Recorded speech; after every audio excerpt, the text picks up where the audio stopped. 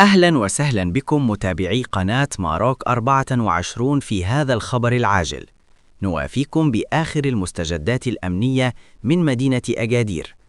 بناء على معلومات دقيقة من مصالح الديستي، تمكنت فرقة مكافحة العصابات بأجادير أمس الأربعاء من توقيف شخصين بنقطة الأداء أمس قرود.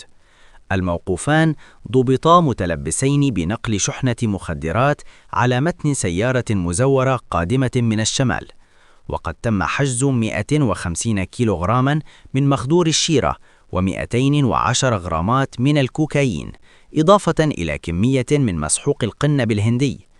التحريات أظهرت أن المتهمين من ذوي السوابق القضائية ومبحوث عنهما وطنيا في قضايا التجار بالمخدرات بسلا وسطات، حيث وضعا تحت تدابير الحراسة النظرية لتعميق البحث قبل إحالتهما على النيابة العامة المختصة.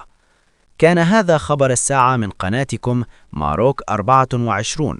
نشكركم على حسن المتابعة، ولا تنسوا الاشتراك ليصلكم كل جديد. دمتم في أمان الله.